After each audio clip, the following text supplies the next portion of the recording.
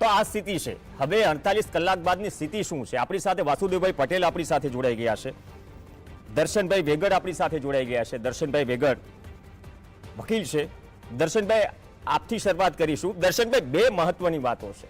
જો મંત્રીથી માંડીને તમામ લોકો એક જ વાત કહી રહ્યા છે, જે ભૂતકાળમાં મોરબીમાં કઈ હતી, હનીકાંડમાં કઈ હતી, તક્ષશિલામાં કઈ હતી, પણ જે એક પરિપત્ર જાહેર થયો છે અને જે માહિતીઓ મંગાવી છે, શું સાહેબ ગૃહ વિભાગ પાસે માહિતી નથી? એવો સવાલ તો એક તો હાસ્યાસ્પદ સવાલ છે કે મંજૂરી વગરના કેટલા ગેમ ઝોન ધમધમે છે. તમે કઈ રીતે કાયદાકીય આંટીઘૂંટીને જોઈ રહ્યા છો? કેમ કે આમાં બીયુની વાત છે, આમાં છટકબારી માટે તો આવા ટેમ્પરરી સ્ટ્રક્ચર ઊભા કરી દેવામાં આવે અને ઉપરથી જે બાંહેધરી લેવાય છે ઓના જેવું છે કે પાર્કિંગમાં તમે 10 રૂપિયા ખર્ચો, પછી ટિકિટ નીચે લખેલું હોય વાહન ચોરાય તો અમારી કોઈ ગેરંટી નહીં. આમાં પણ એવું, તમે આવો તમારો જીવ જાય તો અમારી કોઈ ગેરંટી નહીં. તો કાયદાની આંટીઘૂંટીમાં માસૂમો ભૂંજાઈ જાય અને આરોપીઓ 5, 6, 10 મહિના કે 1.5 વર્ષમાં લીલા લે.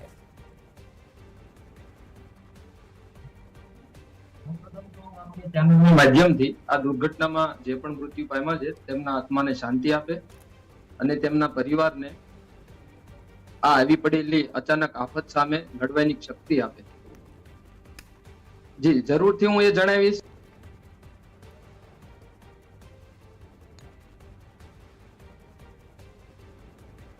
બોલો, આપણો અવાજ આવી રહ્યો છે. યસ. આ ઘટનામાં ન્યાય મેળવવા માટે આરોપીઓને કડક સજા થવી જરૂરી છે. કડક સજા કરાવવા માટે પુરાવા હોવા જરૂરી છે. પુરાવા કલેક્ટ ઇન્વેસ્ટિગેશન ટીમ દ્વારા કરવામાં આવશે. કોઈ પણ ઘટના લઈ લો, તક્ષશિલા કાંડ લઈ લો, મોરબી પુલ દુર્ઘટના લઈ લો, અમદાવાદની કાર એક્સિડન્ટ કેસ લઈ લો, જેમાં પોલીસ દ્વારા મુખ્યત્વે આઈપીસીની સેક્શન 304 અન્વયે ગુનો દાખલ કરવામાં આવતો હોય છે.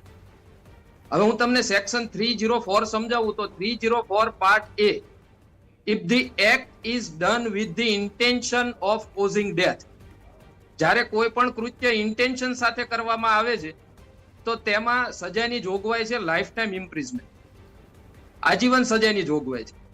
304 part 2, if the act is done with the knowledge of the causing death, કોઈ પણ એવું કૃત્ય કે જેમાં નોલેજ સાથે કરવામાં આવે, જેમાં 10 વર્ષની સજાની જોગવાઈ છે.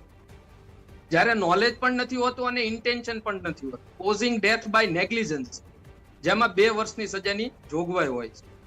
તો મહત્વનું આપણા કેસમાં એ રહેશે કે ઇન્વેસ્ટિગેશન ટીમ દ્વારા એવા પુરાવા કલેક્ટ કરવામાં આવે કે જેમાં આરોપીઓનો ઇન્ટેન્શન સાબિત થાય, તો આપણે તેમને આજીવન સજાની જોગવાઈ કરાઈ છે.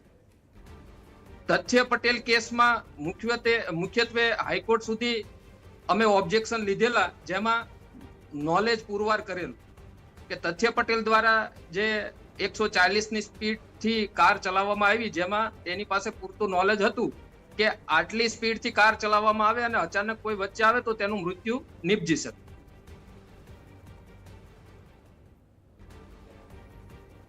પણ બે અધિકારીઓના નિવેદન કેમ વિરોધાભાસી છે? ફાયર એનઓસીની બાબતમાં અથવા તો મંજૂરીની બાબતમાં? ફાયર એનઓસી, હા, યસ, એ બહુ મોટો મુદ્દો કહેવાય, કેમ કે ઓન પેપર ઓન રેકોર્ડ છે જે મીડિયા સમક્ષ સવાલનો જવાબ આપી રહ્યા છે. આ રાજકોટની જે ટ્રેજેડી છે તેમાં કોઈ પણ જાતની ફાયર એનઓસી લેવામાં આવી જ નથી. માત્ર ને માત્ર પોલીસે પરમિશન આપી દીધેલી છે અને ચાલુ કરી દીધેલું છે. અને આ જે ગેમ ઝોન ચાલે છે 2021 થી ચાલે છે અને આજ રોજ નામદાર ગુજરાત હાઈકોર્ટે સુઓ મોટો પીઆઈએલ પર જે આર્ગ્યુમેન્ટ થઈ તેમાં મુખ્યત્વે 2021 થી લઈને અને અત્યાર સુધી ફાયરના જે ચીફ હતા તેમને પણ નોટિસ કાઢવામાં આવી છે અને મ્યુનિસિપલ કમિશનરને પણ નોટિસ કાઢવામાં આવી. અને સુઓ મોટો સાથે સાથે એનઓસી ની જે અરજી છે પીઆઈએલ છે એના ઉપર બી એની પર સુનાવણી થઈ રહી છે. એટલે મતલબ કે પહેલા પણ આ સળગતો મુદ્દો હતો, આજે આ ઘટના જ્યારે રાજકોટમાં બની ત્યારે મુદ્દો વધારે મોટો થઈ ગયો. વારંવાર નામદાર ગુજરાત હાઈકોર્ટ દ્વારા ડાયરેક્શન આપવામાં આવ્યું છે કે ફાયર એનઓસી કમ્પલસરી છે, એના પછી જ કોઈ પણ યુનિટ તમે ઊભું કરો. તેમ છતાં આજ દિન સુધી આ કમિશનરો દ્વારા આનું પાલન કેમ કરવામાં નથી આવ્યું? અને નામદાર ગુજરાત હાઈકોર્ટ દ્વારા એવી પણ ટકોર કરવામાં આવી છે કે જરૂર પડશે તો અમે કોર્ટ ઓફ કન્ટેમ્પ પણ કરીશું. તો આ કન્ટેમ્પ્ટ નથી શું? આમ તો નિયમ જ છે કે એનઓસી વગર તમે આ પ્રકારનું સ્ટ્રક્ચર ઊભું ન કરી શકો, પણ જે ટીઆરપી ગેમ ઝોનમાં જે માહિતી સામે આવી કે એનઓસી હતી જ ને 21 ધમધમે છે, તો કન્ટેન્ટ જ થયું. હાઈકોર્ટે દર વખતે કહેવું પડે, જે તે વિભાગને જગાડવો પડે કે સાહેબ જાગો, તમારે તમારું કામ કરો. અને આજે તો એવું કહેવું પડ્યું કે વિશ્વાસ નથી રહ્યો હવે તંત્ર અને સરકાર પર. યસ. વાસુદેવભાઈ, અમુક જે મર્યાદા છે, પણ આ મર્યાદા એવી છે કે જ્યારે હાઈકોર્ટ કહે દરેક બાબતમાં, એ સાબરમતીમાં પ્રદૂષિત પાણી છોડવાની બાબત હોય કે ફાયર એનઓસીની બાબત હોય, આ બધી જ જગ્યાએ જો તમારે સરકારને કે તંત્રને કે જે તે વિભાગને ન માનવું હોય, કેમ કે બહુ એક ક્લિયર કટ ચોખ્ખી અને ચટ વાત છે કે જ્યારે એનઓસી જ નથી, આ સ્ટ્રક્ચર તમે મોતનો માછડો ઊભો કરી દીધો. આ તો સુનાવણી અને પીઆઈએલ તો લાંબા સમયથી કોર્ટમાં ચાલે છે, આ મુદ્દે વાતો મુકાઈ છે. હાઈકોર્ટે પણ કડકાઈથી કહ્યું છે કે ભાઈ અમલવારી કરાવો, લોકોના જીવ સાથે જોડાયેલી આ મેટર છે. મૂળભૂત રીતે આપણી જે વ્યવસ્થાઓ છે એ વ્યવસ્થામાં જેને કાયદાનો અમલ કરાવવાનો છે એ કાયદાનો અમલ ન કરાવે તો એને માટે કોઈ સજાની વ્યવસ્થા નથી. અત્યાર સુધીના બધા કેસમાં આપણે જોયું હશે, આ બધા કેસમાં જેને અમલ કરાવવાનો છે એટલે જેને જવાબદેહિતા કહેવાય, જવાબદેહિતા વગરનું જે સ્ટ્રક્ચર છે એ સ્ટ્રક્ચરની આ તકલીફ છે. રહી વાત હમણાં તમે હાઈકોર્ટની વાત કરી, હાઈકોર્ટે શું બહુ મોટો કરી, સરકારી તંત્રમાં વિશ્વાસ નથી એવું કીધું. એ હાઈકોર્ટ તપાસ એજન્સી કોની છે? તંત્રની છે. સરકારી તંત્રના ઉપયોગ, હાઈકોર્ટ પાસે તો કોઈ સ્ટાફ નથી, હાઈકોર્ટ પાસે કોઈ એવી સંરચના નથી કે તપાસ કરાવી શકે, એમાંથી કંઈ કાઢી શકે. હાઈકોર્ટના આધાર તો એના એ જ તંત્રનો રાખવાનો છે. એટલે મૂળભૂત રીતે આપણે ત્યાં જે વ્યવસ્થાઓ આવી છે એ વ્યવસ્થા સ્વતંત્ર રૂપે કામ કરી શકે. આપણે કહીએ ન્યાયપાલિકા એમ કહીએ છીએ, અને પાલિકામાં તો ચૂંટાયેલા સદસ્યો હોય, એ સદસ્યો નિમણૂકો કરતા હોય, એ સદસ્યો આખું તંત્ર ચલાવતા હોય, ન્યાયની આગે એક સરકાર ચાલતી હોય તો પાલિકા કહેવાય. એક તંત્ર જેમાં ફક્ત અદાલતો છે અને એ અદાલતો નિરાધાર છે. એને આધાર કોનો? જે તંત્રને એમ કહી રહ્યા છે કે તમારામાં અમને વિશ્વાસ નથી, તપાસ તો એની પાસે કરાવવાની છે, અને એ તપાસ કરીને આપશે, પુરાવા આપશે તો કઈ કોર્ટ કરી શકવાની છે કે કોર્ટ શું કરશે. એટલે મૂળભૂત રીતે કોર્ટ એટલી બધી નબળી છે, ખાલી અદાલતો કાંઈ ન કરી શકે.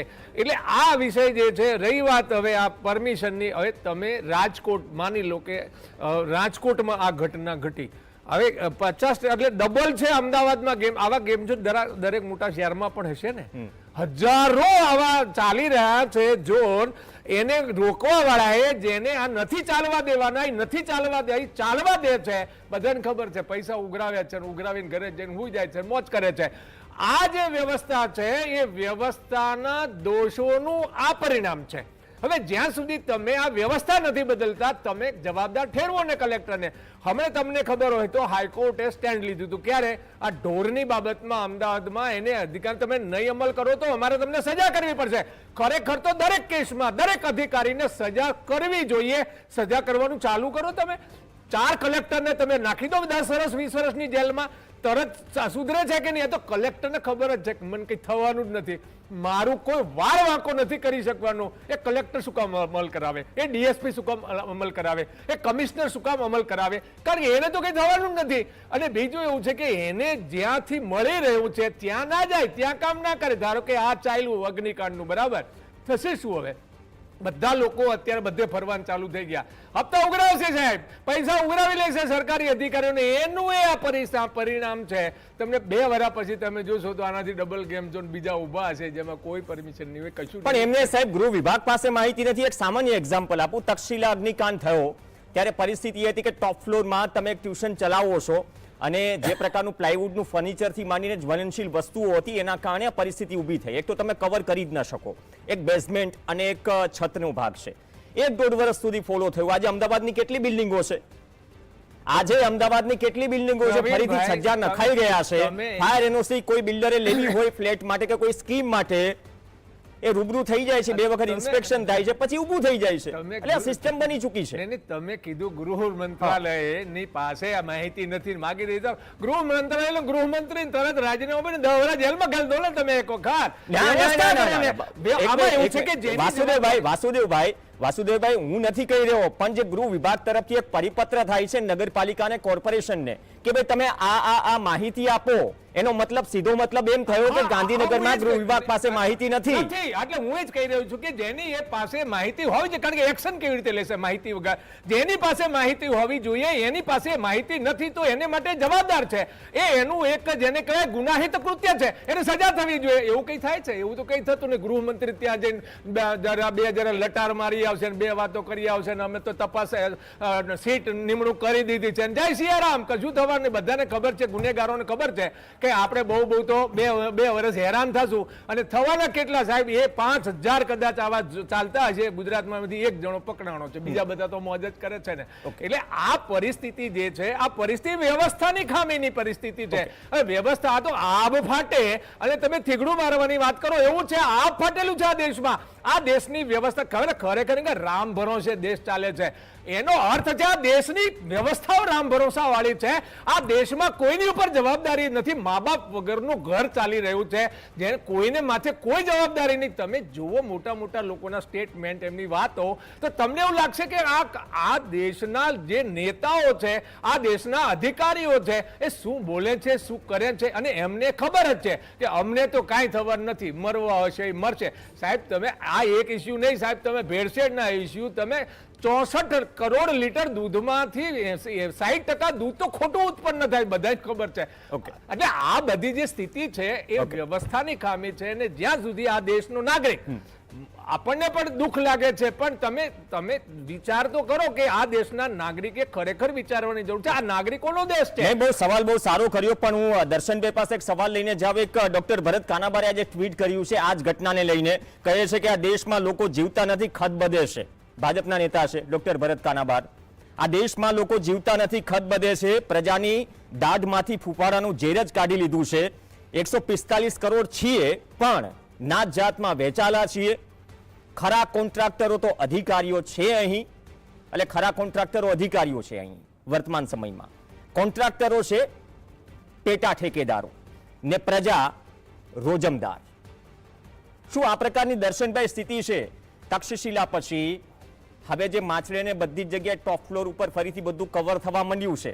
અને આ પરિસ્થિતિમાં બીજો મુદ્દો એ પણ આવે કે ફાયર વિભાગ પાસે સ્ટાફ પૂરતો કેટલો છે? જ્યારે ફાયર એનઓસીની વાત જ્યારે હાઈકોર્ટમાં ચાલી રહી હોય, અલગ અલગ પિટિશનો થાય, ત્યારે પરિસ્થિતિ એ પણ થાય છે કે તમારી પાસે મેન પાવર કેટલો છે? જેટલું તમે શહેર વિકસિત કરો છો, જેટલા માળની બિલ્ડિંગ બનાવો છો, શું એનું ઇન્સ્પેક્શન કરવા માટે તમારી પાસે પૂરતો મેન પાવર છે ખરા? આ પણ મુદ્દો મહત્વનો છે દર્શનભાઈ. ન્યાય વ્યવસ્થા તો આપણી સારી જ છે, જ્યુડિશિયલ સિસ્ટમ બી સ્ટ્રોંગ છે. જેમ વાસુદેવભાઈએ કીધું ને કે જે કોર્ટો દ્વારા જે કોઈ પણ હુકમ કરવામાં આવે છે તેનો અમલ કોણ કરશે? એ સિસ્ટમ કરશે. કોર્ટ જ્યારે કોઈ પણ આવી ઘટનાઓ બનતી હોય છે તેમાં મહત્વનો રોલ ઇન્વેસ્ટિગેશન ટીમનો હોય. ઇન્વેસ્ટિગેશન ટીમ અગર કડક પુરાવા કલેક્ટ કરે છે તો તેના આધારે કોર્ટ સજા આપી શકે. ને સજા આપી શકે, વાત સાચી, પણ જ્યારે સુઓ મોટો લઈને સળંગ સતત ટિપ્પણી કરતું હોય કોર્ટ કે આદેશ કરતું હોય તો એની અમલવારી કરાવવાનું કામ પણ જે તે સરકારનું છે. તમે માત્ર ફાયર એનઓસી ના પૈસા લઈ લો, પછી તમે જોવા જવાની તસ્તી નથી. એન્ટરટેનમેન્ટ ટેક્સ આ દેશમાં આટલો બધો ભરાય છે, અમુક લોકો ભરતા નથી, એ બીજો અલગ વાત છે. પણ તમે જ્યારે મંજૂરી આપી કોઈ પણ સ્ટ્રક્ચર માટે નિયમો અનુસાર, પણ એનું ઇન્સ્પેક્શન કરવાનું કામ જે તે વિભાગ ન નિભાવે તો એક દાખલારૂપ કિસ્સો તો એક રજૂ કરવો પડશે ને. એક ઉદાહરણ, એક એક્ઝામ્પલ સેટ કરવું પડશે. બાકી તો એફિડેવિટો થતી રહેશે હાઈકોર્ટમાં સરકાર તરફથી. મેં તો મીડિયામાં ટીઆરપી ગેમ ઝોનની વિઝિટ, ત્યાં રાજકોટના ડીસીપી ઝોનના કાર્યરત જે કોઈ અધિકારી હતા તેમને પણ વિઝિટ કરેલી છે, કલેક્ટરે બી વિઝિટ કરેલી છે. તેમ છતાં એમની નાક નીચે કઈ રીતે આ બધું ચાલતું એ પણ એક મોટો ક્વેશ્ચન છે. કોર્ટોનું કામ તો આદેશ કરવાનું છે, પાલન કરવાનું કામ તો સિસ્ટમનું છે. ચલો સિસ્ટમ નથી પાલન કરી, હેલ્મેટ લઈને બુકે સાથે ફોટો ગઈકાલનો જે ચાલી રહ્યો છે એસપી કલેક્ટરથી માંડીને બધું, યસ, હા, એક પાવર દર્શાવવાની વાત હોય છે. કાલે જગદીશ મહેતાએ પણ વાત કરી કે રાજકોટમાં ત્રીજો વ્યક્તિ દરેક મળી જશે, કે વિજય રૂપાણી મને ઓળખે છે, વજુભાઈ વાળા મને ઓળખે છે. બીજી વાત કે તમે જ્યારે આ ફોટો એક સોશિયલ મીડિયા પર ચડાવો છો, મતલબ કે અધિકારીઓને પણ સીધો મેસેજ હોય કે અમારે ત્યાં તો કલેક્ટર અને એસપી રેસિંગ કરવા માટે આવે છે. જે પ્રભાવ છે, એક જે સિસ્ટમ બની ગઈ છે, સિસ્ટમ શું એટલા માટે જ કામ નથી કરી રહી, અથવા તો આખાડા કામ થાય છે, બાકી તો ખ્યાલ હોય જ ને ફાયર બ્રિગેડને, ફાયર વિભાગને, કે આ સ્ટ્રક્ચર ઊભું થઈ ગયું, એની પાસે ખરેખર મંજૂરી છે કે નહીં. એવું તો છે ને આ દેશમાં કે માત્ર બિલ રજૂ કરો, કોઈ હોસ્પિટલ ચાલી જાય, સ્ટ્રક્ચર ચાલી જાય. યુસી પણ નથી. હા, એમાં એવું છે પ્રવીણભાઈ કે મેં એક મોટા પોલીસ અધિકારીને પૂછ્યું કે સાહેબ પોલીસ વાળા ઈચ્છે તો એની ઈચ્છા વિરુદ્ધ કોઈ ચકલું ફરકી શકે કે ના? સાહેબ આમની પાસે આટલા બધા પાવર છે, પણ ભ્રષ્ટાચારમાં લિપ્ત છે દેશ. તંત્ર ના બેઠેલા લોકો ભ્રષ્ટાચાર કરી શકે છે. ભ્રષ્ટાચાર કરવાની બંધારણમાં વ્યવસ્થા છે યાર. Power corrupt, absolute power corrupt, absolutely absolute power છે આ લોકોની પાસે. સાહેબ પાવર ખરેખર તો લોકસભા અને વિધાનસભા પાસે હોવા જોઈએ. એનો પાવર, નિયમો બનાવવાનો પાવર છે એ સરકાર પાસે છે ને નિયમો ઘડવાનો અધિકારીઓ પાસે છે. એમની પાસે જે પાવર છે એ પાવરના આધારે એ ભ્રષ્ટાચાર કરી શકે છે. એને કોઈ રોકી શકતું નથી, રોકવાની સંભાવના પણ નથી. એટલે જ્યાં સુધી આ પાવર સ્ટ્રક્ચર છે એને તમે કાયદાના સ્ટ્રક્ચરમાં કન્વર્ટ ન કરો ત્યાં સુધી ભ્રષ્ટાચાર થવાનો છે. અને ભ્રષ્ટાચારને કારણે કારણ કે એની જવાબદારી બનતી નથી ને, એની પાસે પાવર છે એટલે પાવર ઉપર જવાબદારી કોઈ દોડો ના હોય. પાવર બહુમતીથી નિર્ણય લેવાતો હોય છે અથવા તો અધિકારની રૂએ પોસ્ટથી નિર્ણય લેવાતો હોય છે, એમાં કોઈ જવાબદારી આવતી નથી. એટલે બિન જવાબદેહી જે વ્યવસ્થાઓ છે એનું મૂળ કારણ આ દેશ. અને જ્યારે બંધારણ બન્યું ત્યારે એની ઉપર બહુ જ ચર્ચા થઈ હતી કે પાવર આધારિત વ્યવસ્થાઓ ના ઘડાય, પણ ગમે તે કારણસર આપણને ખબર નથી, આપણે તો જન્મ્યા નહોતા, પણ પાવર આધારિત જે વ્યવસ્થા છે એ ભ્રષ્ટાચારનું કારણ છે ને ભ્ષ્ટાચાર કરવા માટે કોન્ટ્રાક્ટરો તો અધિકારીઓ જ છે, બાકી જે ખરેખર કોન્ટ્રાક્ટરો છે તો પેટા ઠેકેદારો છે. આ એ તો સીધી વાત છે ને. કોઈ ભાજપના નેતા કહી રહ્યા છે, પણ કોઈ કામ તમે કોઈ કામ પૈસા વગર આપ્યા વગર થતું હોય બતાવો મને. સરકાર નાના નાના માણસને જઈને પૂછો કે પૈસા આપ્યા વગર કામ થાય છે, બધા જ ના પાડશે નથી થતું. એનો અર્થ જ આ થાય છે કે ભ્રષ્ટાચાર. એક વખત તો હાઈકોર્ટમાં કે સુપ્રીમ કોર્ટમાં એવું કીધું કે ભાઈ તમે રેટ મૂકી દો તો ઓલાને આપવાની ખબર પડે, તમને કામ કરવાની ખબર પડે. આમાં તો રેટ નથી હોતા એટલે ગડબડ થાય છે. આ વિષય સુધી વાત આવે છે ને મૂળ કારણ જ્યાં સુધી પાવર આધારિત આ વ્યવસ્થાઓ ચાલે છે. સાહેબ કલેક્ટરના તમે પાવર તો જુઓ સાહેબ, ગમે તેને ખોટો કેસ કરી નાખે તોય ઓલાને બિચારાને ગાળ દે. અને એ ખોટા કેસ વાળો અમારે ત્યાં એક ચંપાવત કરીને કલ્યાણસિંહ ચંપાવત છે, એની ઉપર એટ્રોસિટી થઈને 6 મહિના જેલમાં ગાળ દીધો, 6 મહિના પછી કોર્ટમાં હાજર કર્યો. તો જેને એટ્રોસિટી કરી હતી એને કરવા લાયક જ નહોતો. હવે તમે જ્યારે આ ડીએસપી તો ડીએસપી ને ખરેખર તો એટલી સજા 20 વર્ષ પડી જવી જોઈએ ને, પણ એવી વ્યવસ્થાઓ નથી. એને કારણે લોકો 6 વર્ષ 1.5 વર્ષ તમે આ ઈડી ના જે કેસીસ છે પણ 2 વર્ષે એમ કે છે કે આમની પર કેસ બનતો જ નથી. આવી ગયું ને, એમાં પ્રાવધાન નથી. ચલો 30 સેકન્ડ છે દર્શનભાઈ. ડીવાયએસપી અને કલેક્ટર પાસેથી માહિતી મંગાવાઈ છે, કઈ રીતે કયું શું ગ્રાઉન્ડ જોઈ રહ્યા છો આપ આ ઘટનામાં? તમે જ્યારે એવિડન્સની વાત કરો છો અથવા તો એ મજબૂતાઈથી એક્ઝામ્પલ સેટ કરવાની આપણે વાત કરીએ છીએ આ પ્રકારના કેસમાં, કોઈ પણ આવી ઘટનાઓ બનતી હોય છે જનરલી જેમ સેક્શન મેં 304 ની વાત કરી કે જેમાં ઇન્ટેન્શન સાથે કોઈ પણ કૃત્ય કરવામાં આવે છે તેમાં લાઈફ ટાઈમ ઇમ્પ્રિઝમેન્ટની જોગવાઈ હોય છે. તો સદર ઘટનામાં ઇન્વેસ્ટિગેશન ટીમ દ્વારા એવા પુરાવા કલેક્ટ કરવામાં આવે જે સીટની રચના કરવામાં આવી છે ઇન્વેસ્ટિગેશન માટે, એમાં એવા પુરાવા કલેક્ટ કરવામાં આવે કે આ ઘટના ઇન્ટેન્શન સાથે કરવામાં આવેલી.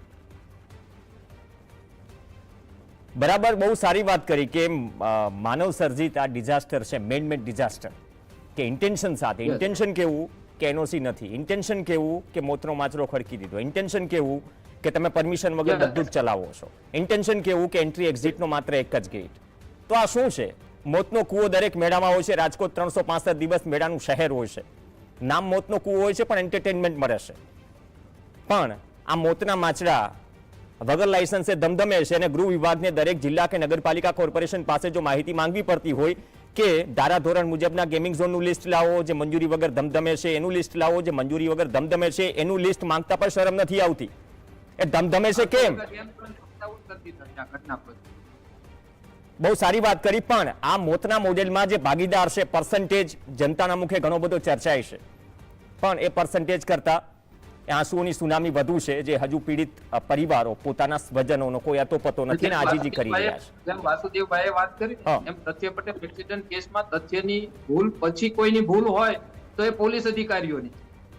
ત્યાં ઓલરેડી એક એક્સિડન્ટ થયેલું હતું જ્યાં પોલીસ હાજર હતા પણ બેરિકેડ લગાવવામાં નતા આવ્યા કે જેથી કોઈને સિગ્નલ મળે Okay. કે આગળ કોઈ ઘટના બનેલી. ઓકે, તો એક ઘટનામાં ઘણી બધી પ્રક્રિયાઓ છે, પણ પ્રક્રિયાઓના અંતે શું ઓનેસ્ટીથી કામ થાય છે એ પણ એક સવાલ છે.